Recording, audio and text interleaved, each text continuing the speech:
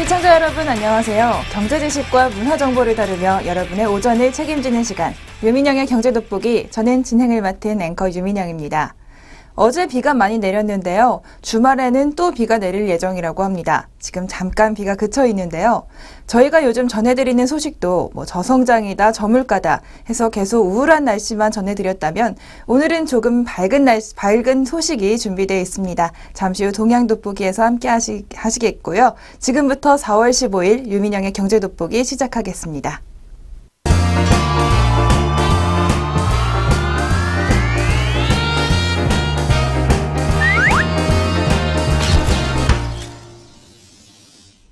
첫 순서는 최신 경제 이슈를 빠르고 깊게 들여다보는 시간, 동향 돋보기 시간입니다. 요즘 일자리 문제, 특히 청년 실업 문제는 정말 모두의 관심사, 모두의 걱정거리입니다. 그런데 최근 좋은 소식이 들려왔다고 합니다. 바로 제조업 일자리 수가 꾸준히 늘어나고 있다는 건데요. 과연 어떤 이야기인지 지금부터 자세히 살펴보겠습니다. 경기는 좋지 않은데도 제조업 일자리 수는 32개월 연속으로 늘었습니다. 1997년 외환위기 직후 이후 최대치라고 합니다. 제조업은 기술 진보와 공장 해외 이전 영향으로 일자리 창출력이 한계에 봉착했다는 지적을 많이 받아왔는데요. 하지만 이런 상황에서 이런 증가세, 특이한 현상으로 주목할 만할 것 같습니다. 일자리가 늘어난 배경들, 어떤 것들이 있을까요? 새로운 제조업의 출현, 그리고 베이비 부머들의 활발한 구직 활동, 또 단시간 근로 증가, 외국인 근로자 증가, 구조조정의 마무리 등 다양한 해석이 나오고 있습니다. 이렇게 한때 고용 없는 성장의 상징이던 제조업에서 반대로 이제 성장 없는 고용 조짐이 나타난 것 아니냐는 우려의 목소리도 있는데요. 구체적인 수치로 자세히 알아보겠습니다. 13일 통계청이 발표한 경제활동 인구 조사 결과를 보면 지난 2월 제조업 취업자는 지난해 같은 달보다 15만 9천 명, 3.7% 늘어난 444만 3천 명으로 집계됐습니다. 현행 한국표준산업분류에 따라 통계를 낸 2004년 이후 가장 많았습니다. 2003년 이전에는 산업분류 체계가 조금 달라서 정확한 비교는 어렵지만 대략적으로 따져봤을 때 외환위기 초입인 1997년 12월에 447만 7천 명 이후 최대치입니다. 제조업 일자리, 여태까지는 수출이 이끈 한국 경제와 명암을 같이 해왔습니다. 고도 성장기에는 노동 집약적 구조에 따라 제조업이 일자리를 많이 양산했지만 산업 고도화나 공장 자동화 영향으로 1990년대 초중반부터는 제조업 노동자의 수가 줄거나 정체된 상황이었습니다. 1975년 200만 명, 1979년 300만 명, 1987년 400만 명을 넘어서더니 1991년에는 516만 명으로 제조업 일자리 수가 최대치를 찍었는데요. 그 후 내리막을 탔습니다. 특히 외환위기 직후의 구조조정 한파에 1998년에는 392만 명까지 급감했습니다. 다시 이듬해부터 늘긴 했지만 430만 선을 넘지 못했고 세계 금융위기 당시인 2008년에서 2009년까지는 400만 명 선을 다시 넘어지는 모습을 보여줬습니다. 하지만 2010년부터 2014년 사이에 4년 연속으로 제조업 일자리가 늘어나고 있습니다. 증가폭도 점점 커지고 있는데요. 2012년 14,000명이 늘었고 2013년에는 7만 9천 명, 2014년에는 14만 6천 명으로 증가폭이 점점 커지고 있습니다. 전문가들은 특히 전년 동기 대비 기준으로 제조업 취업자가 2012년 7월부터 무려 32개월째 늘어난 점에 주목합니다. 연속 증가 개월수로는 1984년 11월부터 1989년 11월 기록된 61개월 이후 최장 기록입니다. 그 후로는 길어야 20개월 남짓 증가에 그쳤었는데요. 최근 모습이 특이한 모습이라고 볼 수가 있겠습니다. 금융위기에서 벗어나 증가세를 탄 2010년 1월 이후로는 글로벌 재정위기가 불거졌던 2011년 8월부터의 11개월을 빼고는 줄곧 상승한 겁니다. 2015년 1월부터 2009년 12월까지 60개월 연속 감소했던 것과 비교하면 확연히 달라진 모습인데요. 과연 이 반가운 상황의 원인은 어디에 있을까요? 2010년 당시 제조업 취업자가 늘어날 때만 해도 경기 회복 영향으로 보는 전문가들이 많았습니다. 실제로 제조업 생산은 2009년 0.2% 감소했다가 2010년과 2011년에 16.7%, 6%씩 증가했습니다. 하지만 그 이후에는 경기만으로는 설명하기 어려운 측면이 많습니다. 2012년에서 2014년 제조업 생산은 1.4%, 0.7% 정도 늘어 증가폭이 굉장히 둔화했지만 취업자는 지속적으로 늘어났기 때문입니다. 최근 성장 없는 고용이라는 말이 나오는 이유도 여기에 있습니다. 제조업 취업자 증가가 미스터리 같다는 얘기가 있을 정도인데요. 기업의 노동 수요가 제한적인 상황에서 베이비 부머들의 구직 활동이 활발해진 영향일 수 있다는 분석도 나옵니다. 이런 고용이 늘어나는 것 반가운 일이긴 하지만 부작용도 많습니다. 이렇게 공급이 주도하는 상황에선 고용이 늘어도 임금은 정체하거나 성장 없는 고용 현상이 나타날 수가 있다는 겁니다. 또 단시간 근로 확대나 법정 근로시간 단축에 영향이 있는지도 주목되고 있습니다. 다음으로는 제조업 분야에서 외국인 근로자의 증가가 미쳤을 영향을 간과해서는 안 된다는 시각도 있습니다. 외국인 고용조사 결과를 보면 외국인 제조업 취업자는 2012년 36만 8천 명, 2013년 37만 7천 명, 그리고 지난해에는 41만 8천 명으로 늘었습니다. 외국인 고용조사는 경제활동 인구조사와 통계 방식의 차이로 단순히 비교할 수는 없지만 이렇게 많이 증가하고 있다는 사실을 엿보기에는 충분합니다. 이렇게 외국인 근로자가 증가하는 것이 제조업 일자리 증가의 원인이라는 분석이 있고요. 다음으로는 해외 공장들이 국내로 재이전하는 유턴 기업이 늘어나는 것이 변수가 될 수 있다는 지적입니다. 마지막으로는 제조업의 혁신으로 정보 기술 등의 분야에서 3D 프린터처럼 새로운 영역이 생긴 것이 또 하나의 영향이라는 분석도 있습니다. 1990년대 이래 제조업 고용 계속 감소하다가 금융위기 이후 큰 변화를 보이고 있는데요. 위기 이전에는 제조업이 성장하면 일자리도 늘어나는 방향에 있었지만 이후에는 생산과 고용 꼭 같은 방향으로 가지는 않는다는 진단입니다. 이런 동조성은 주력 제조업 분야에서 구조조정이 어느 정도 마무리 단계에 들어서면서 구조조정에 따른 고용 감소 영향이 줄었기 때문입니다. 이런 상황에선 제조업이 계속 성장하면 제조업에서의 지속적인 고용 상승을 기대할 수 있었지만 이제는 그렇지 않다는 것이 지금 분석들이 나오고 있습니다.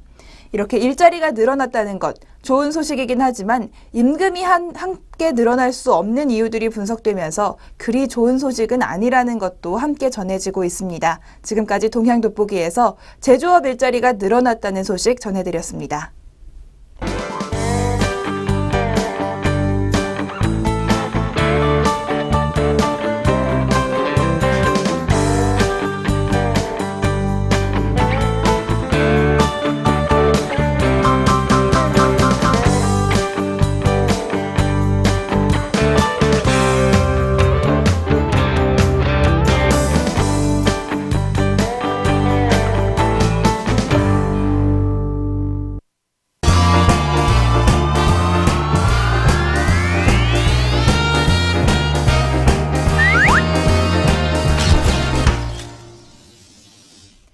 이번 순서는 아리송한 단어 확실하게 잡아가는 시간, 용어 돋보기 시간입니다. 오늘 용어 돋보기에서는 세계 물 포럼에 대해서 자세히 알아보겠습니다. 세계 물 포럼은 바로 지금 경북에서 열리고 있는데요. 세계물위원회가 3년마다 세계 물의 날 3월 22일을 전후해 여는 물 관련 최대 국제 행사입니다. 올해는 각국 정상을 비롯해서 장차관급 고위 인사, 그리고 국제기구 관계자, 학자와 물 관련 기업인, 비정부기구 활동가 등 170여 개국에서 3만여 명이 참가합니다. 물 문제 해결을 위해 세계인이 머리를 맞대는 제7차 세계물포럼. 지난 12일 대구 엑스코에서 국내외 주요 인사 1,800명이 참석한 가운데 본격적인 막을 올렸습니다. 개회식에는 박근혜 대통령과 이정무 조직위원장, 베네디토 브라가 세계물위원회 위원장을 비롯해서 각국 강료 그리고 국회의원, 전문가들 3천여 명이 참석했는데요. 이번 행사의 핵심 가치는 실행입니다. 바로 다양한 논의를 실행하기 위해 머리를 맞대고 있다고 하고요. 그리고 구호는 워터 포 아워 퓨처라는 구호 아래 오는 17일까지 대구 엑스코와 경북 경주의 하이코 일대에서 열릴 예정입니다. 주제별 과정과 정치적 과정, 과학기술 과정, 지역별 과정 등 4개 분야에 걸쳐 역대 최대 규모인 400여 개의 세션에서 세계 물 문제의 해결 방안을 논의합니다.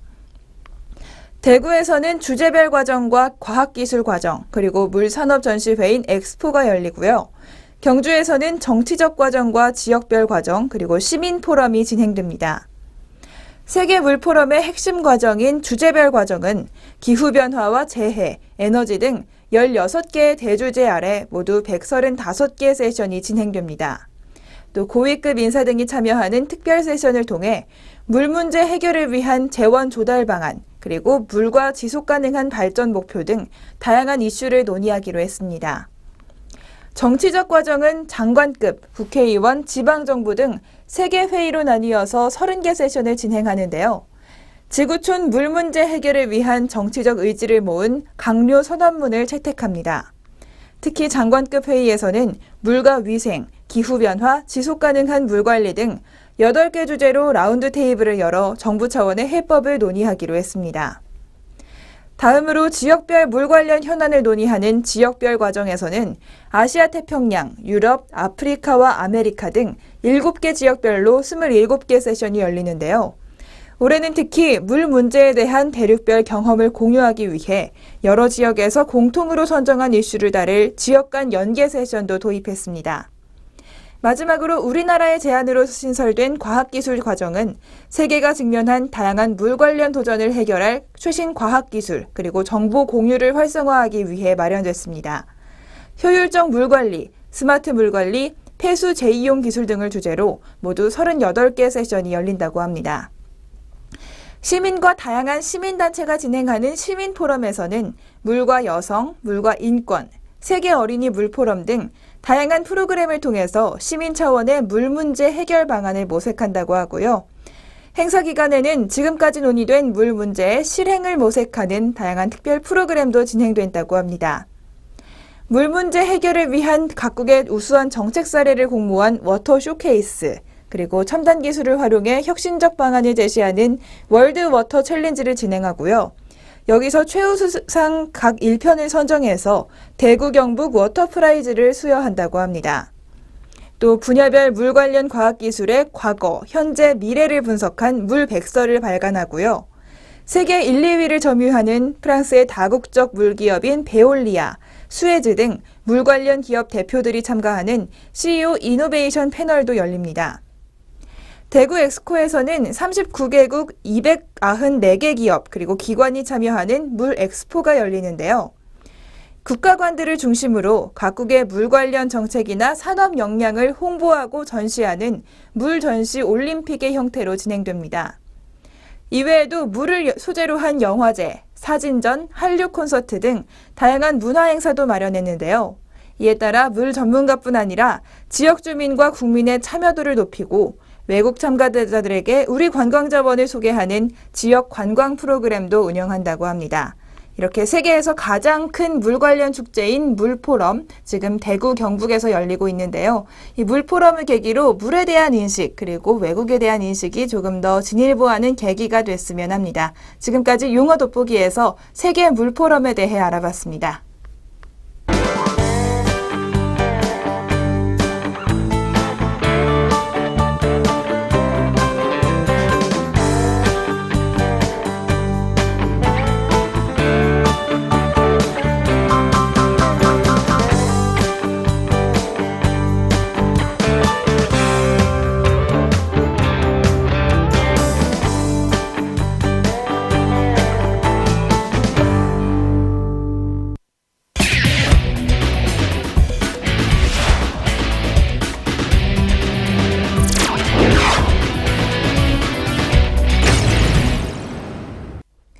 경제의 문화적 재미를 더하다. 컬처 앤 이코노미 시간입니다.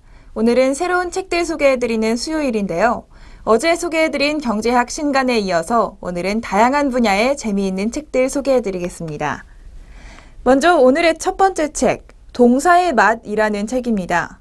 한국어에는 이렇게 동사만을 가지고 문장을 구성하는 경우가 많습니다. 다시 말해서 한국어는 동사 없이는 이른바 안고 없는 찐빵이라는 건데요. 그럼에도 불구하고 동사는 한국어 관련 책에서 외면받기 일쑤였다고 합니다. 20년을 넘도록 문장을 다듬어온 전문 교정자인 저자가 이렇게 중요한 역할을 하는 동사가 제대로 취급받지 못하고 있다는 것에 안타까움을 느꼈고 이 동사의 맛이라는 책을 쓰기 시작했습니다.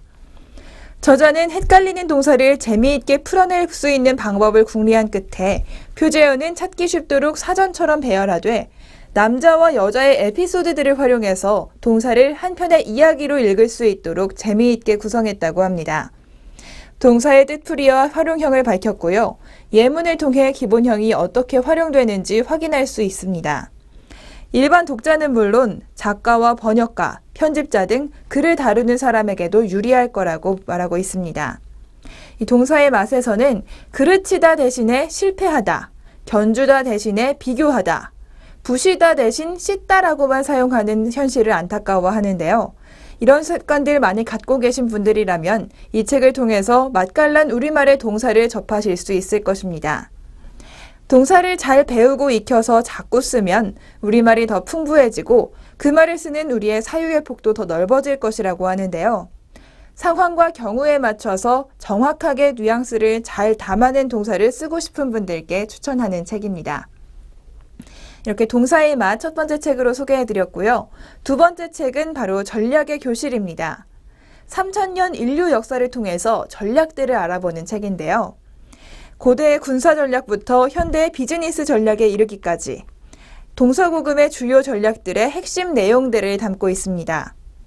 손자부터 시작해서 나폴레옹 그리고 현대의 피터 드러커까지 뛰어난 전략가들이 보여준 전략의 개념을 단숨에 꿰뚫을 수 있는 책이라고 소개되고 있습니다.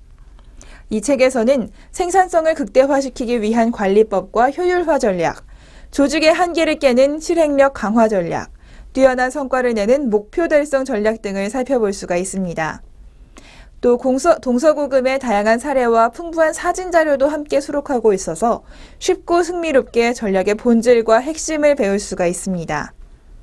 무엇보다 현대의 비즈니스 현장에서 도움이 될 수 있도록 독자들을 이끄는 것이 이 책의 가장 큰 장점이라고 볼 수가 있는데요.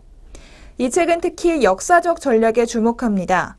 인류의 역사에 등장했던 뛰어난 전략들, 주변에서 쉽게 발견하기 힘든 커다란 가능성을 우리에게 가르쳐주기 때문입니다.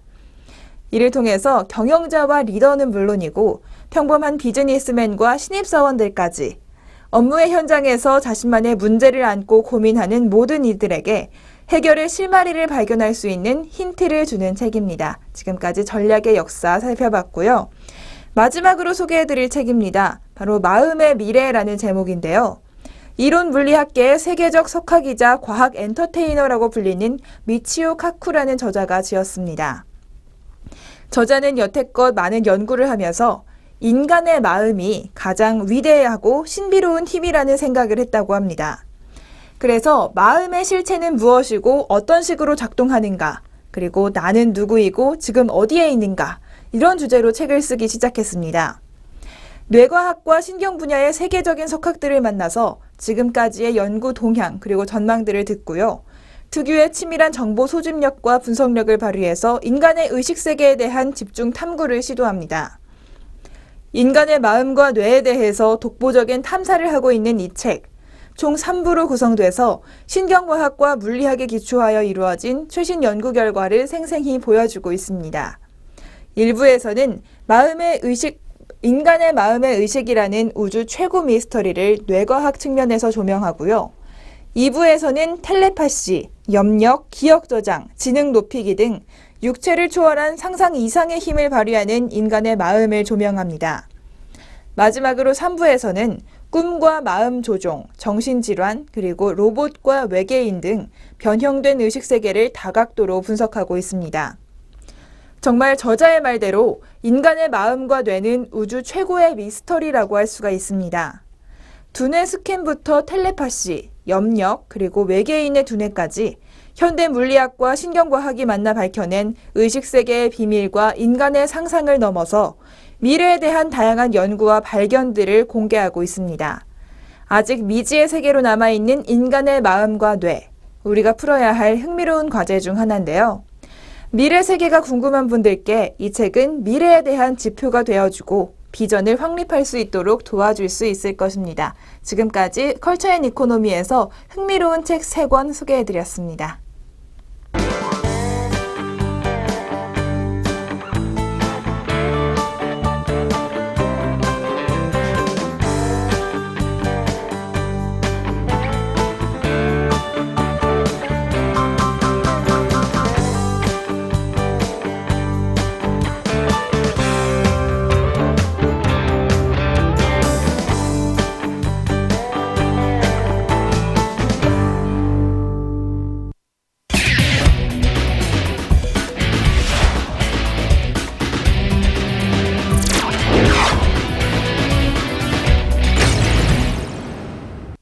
경제 돋보기, 이번 순서는 주목할 만한 주식 한 종목씩 소개해드리는 주식 한마디 시간입니다.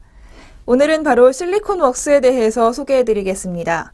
실리콘웍스의 1분기 실적, 매출액은 전년 대비 6%, 영업이익은 41% 늘어나서 시장 기대치를 상회할 것으로 예상되고 있습니다. 아이패드용 드라이버 IC 수요 감소에도 불구하고 원달러 상승, 환율 상승, 그리고 지속적인 원가 절감 등에 기인하기 때문입니다. 이렇게 원가 절감이 좋은 모습을 보여주고 있는 가운데 2분기 이후에는 루셈의 COF 사업부 인수에 따른 실적 증가로 안정적인 분기 실적이 가능할 전망이 나오고 있습니다. 2분기 실적은 1,000억 원을 넘을 것으로 예상되고요. 영업이익 역시 1분기보다 12% 늘어난 108억 원 기록할 것으로 전망됩니다. 요즘 주목받는 것이 바로 이 실리콘웍스의 자동차용 센서입니다. 실리콘웍스는 국내 주요 완성차 업체에 변위 센서, 즉 엑셀레이터 위치를 감지하는 센서를 공급하고 있지만 그 실적은 아직은 미미합니다. 하지만 향후에는 LED 센서, 브레이크 페달 센서 등을 개발하고 있고요. 2015년 주요 고객사로부터 단계적으로 인증 작업이 완료될 것으로 예상되고 있습니다. 2015년 LG 계열사의 비메모리 핵심 사업체로 발돋움할 수 있을 것으로 예상되고요. 향후 LG 그룹사에서 담당하는 자동차용 반도체 개발도 시작될 예정이기 때문에 잠재적 성장성은 높다고 판단되고 있습니다. 현재 주가는 2015년 예상 실적 기준으로 퍼 12.2배를 기록하고 있는데요. 글로벌 피어의 평균이 퍼 17.2배인 것을 고려하면 밸류에이션 메리트도 높은 상황이라고 볼 수가 있습니다. 또 LG그룹사 내 비메모리 핵심 사업부로 성장할 전망이 나오고 있으니까 LG 디스플레이 이외 핵심 고객이 다변화될 것으로 예상할 수도 있습니다. 지금까지 실리콘웍스에 대해서 자세히 살펴봤습니다.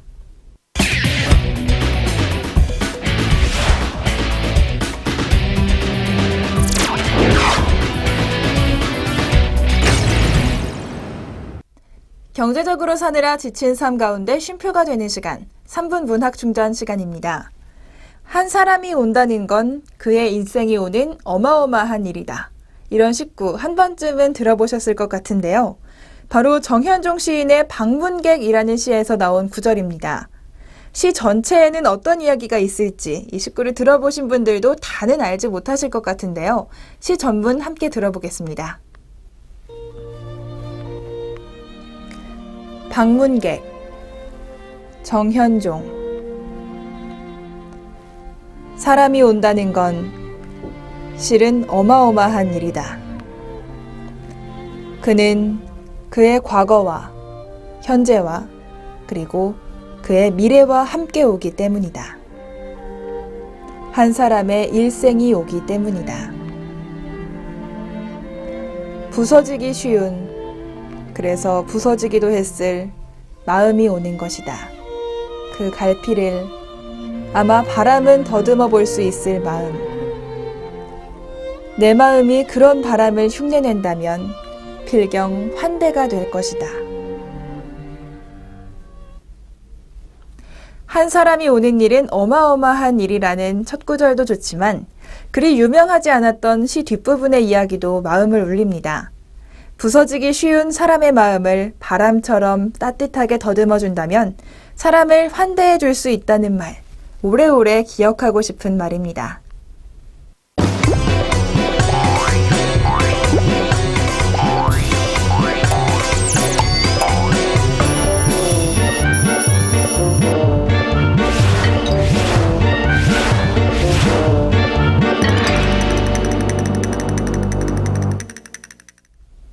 경제 돋보기 오늘 준비한 소식 모두 전해드렸습니다.